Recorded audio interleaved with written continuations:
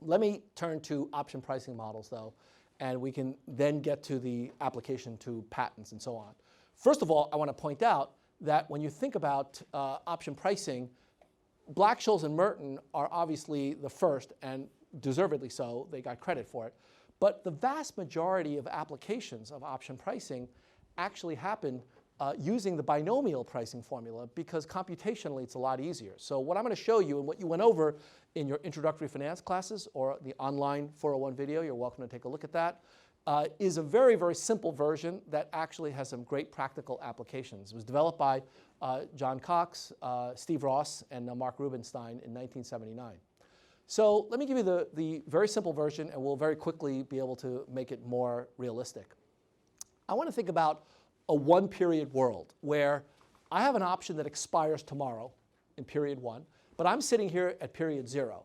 And I want to figure out what the value of this call option is. The piece of paper that I'm holding in my hand gives me the right to purchase a security tomorrow at a particular strike price. Let's call it K. And today's stock price is S0. And so in order for me to figure out what the payoff is of the call option, I just need to know what tomorrow's stock price is. Given tomorrow's stock price of S1, the value of my call option tomorrow when it expires is simply the maximum of S1 minus K and 0, and that's equal to the option price tomorrow on maturity date. Okay? The question that I want to work on is, what is the value of the option today, date 0? I want to calculate what C0 is. So this is the data that I'm given. Call option tomorrow, it expires, and I want to figure out what is it worth today. So how do I do that? Well, what I'm going to do is to, first of all, tell you something about the stock, the value of the asset on which the option is written. I want to tell you something about the stock because unless we know how the stock behaves, we can't really say much about how the option is going to be priced. So I'm going to start with a really, really simple model of stock prices. I'm going to assume that it's a Bernoulli trial. I'm going to take a coin out of my pocket, flip it. Heads, the stock goes up. Tails, the stock goes down. And let's just be very clear about that. P is the probability of the coin flip. And if the stock goes up, it goes up by a factor U. And if it goes down by a factor D, where U is greater than D. But apart from that, I'm not going to really make any other specific assumptions. Okay? Any questions about this simple setup? Now, we agree that this is the statistical properties of the stock price.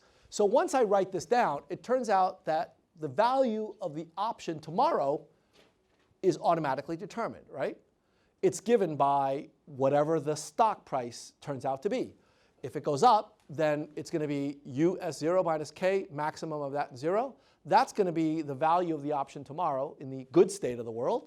If the stock price goes down, then the value of the option is going to be C1D, the value of the option in the bad state of the world, right? So those are the two possibilities. And they occur with probability P and 1 minus P. Any questions about that? Okay. So if I have U equal to 1.1 and D equal to 0.9, in other words, if it goes up by 10%. If it goes down by 10%. Then all of this can be made very, very concrete, right? We can actually put numbers to it. So the question that I want to ask you is, what should the value of the option be worth today at date 0, given this very simple structure? Now, here are all of the different parameters it could depend on. Stock price, exercise price, the up and the down factors, the probability, and the interest rate between today and tomorrow. Those are all the parameters in our little world here, okay? It turns out, and you know this if you've gone through introductory finance, you know that the formula for today's option price doesn't depend on all of these parameters, even though you think it should. And so I want to derive for you now what it is, and then we're going to talk about exactly why one of these parameters falls out. So here we go. I want you now to forget about option pricing altogether, and I want you to think about constructing a portfolio of just stocks and bonds, riskless bonds, okay? So today, Tate 0, I want to construct a portfolio that has delta shares of stock and B dollars of riskless bonds. All right, that's what I'm going to do as of date 0 to construct my portfolio. I'm going to buy delta shares of stock, and delta could be a negative number, so I may be short selling. It's just an arbitrary amount of shares, and B is also positive or negative. It's an arbitrary amount of borrowing. And so the cost of constructing that portfolio today, V, 0, is just given by delta times today's stock price plus B. That's how much it cost me to construct my portfolio, okay? Now, that's what my portfolio is worth today. Given that the stock is this Bernoulli coin toss, my portfolio will also be a coin toss tomorrow. And what is it worth tomorrow? Well, it's given by those two possibilities. Either it's given by U S0 times delta plus 1 plus RB, or D times S0 delta plus 1 plus RB. That's what it's worth, right? Everybody agree with that? Nothing up my sleeves? Well, what I'm going to do now is one of the most important things that happened in finance, which is I'm going to construct my portfolio in a very, very special way. I'm going to pick delta and B, those two numbers, in order to satisfy two very specific relationships. And let me tell you what they are. I'm going to choose delta and B so that in the good state, the value of my portfolio is exactly equal to the payoff of the call option in the good state. And in the down world, when the world is in the down state, I'm going to actually pick the value of delta and B so that my portfolio is worth exactly the value of the call option in that state, okay? Now, can I always do this?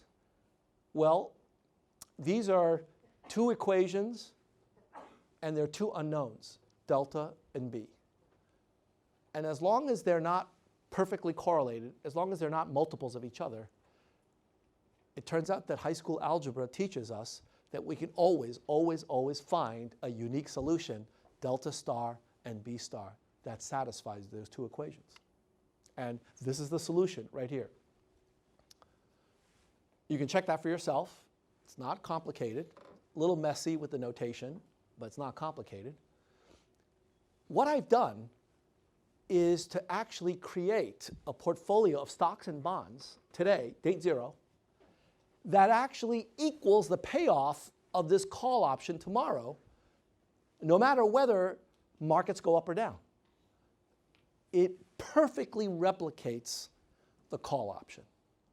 Therefore, if it perfectly replicates the call option, what should the worth of that portfolio be in relationship to the price of today's call? What should it be? Greater or less? It should be the same, right? It's got to be the same. The value of the call option has got to be what my portfolio costs to construct at date 0, because I have effectively replicated the payout tomorrow. And if I can replicate the payoff, why would you ever want to pay anything different from what it costs me to produce that for you? And the way that you can prove this is by contradiction. Suppose the call option is greater than the value of the portfolio, then what do? You use my method for constructing the option, and you sell a call, and you'll make the difference, and that's a sure profit, because in date 1, the call option obligation will be exactly offset by your portfolio. And similarly, if the value is less, then you do the opposite. You basically sell my portfolio and you buy the call. So no matter what happens, heads you win, tails I lose. If you construct this portfolio just right, you will have actually constructed an arbitrage. So therefore, it can't be the case that the option is different from the value of this portfolio. We've now actually figured out the value of the portfolio. This is it. This is the option pricing formula for tomorrow's call today. All right?